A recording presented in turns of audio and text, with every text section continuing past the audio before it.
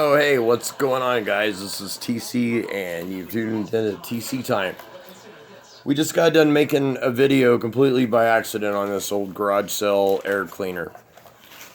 Figured out how to upgrade it and make it distribute the heat of my hair in my house. Now, this is one of those respirator masks. Well, I got all excited and started labeling it because I was going to make a video about it. Well, after I got it all labeled, my wife was like, well, what about all the labeling on there? What are you going to do about that? Which reminded me back from my detailing days that I know how to take off Sharpie. Any type of magic marker that's permanent, Sharpie or whatever brand, it's all alcohol-based inks, and they use the alcohol because to thin it with so it dries so fast and you don't smudge.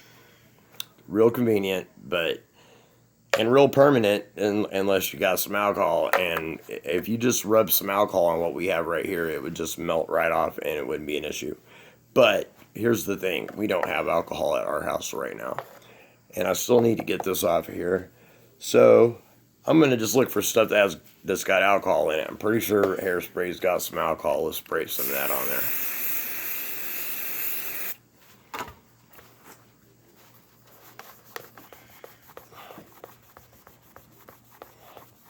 Okay, so the alcohol in the hairspray is lightening it up a little bit.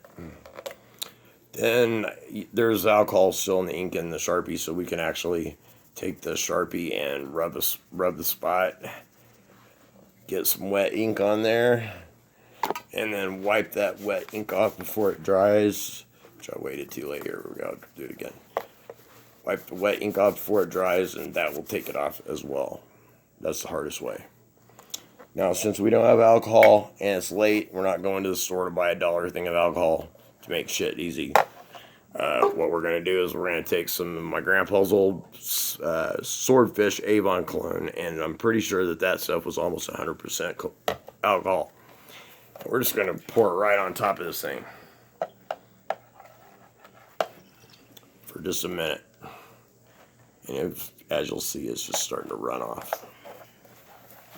Okay, so everywhere that was really super saturated wet with that old man cologne that's almost 100% alcohol, it almost took it all the way off. Alright, now let's pretend like that we're at somebody's house and we don't want them to know that we got Sharpie on this thing, and leaving just a little bit of it on there is not an option. It's not going to happen. We're going to get it cleaned up all the way because we messed it up. Alright, so here is the latest hack. What you do is you take some baking soda. This is my TV dinner tray that I used tonight. Take some baking soda, pour some old man alcohol and the baking soda to lubricate.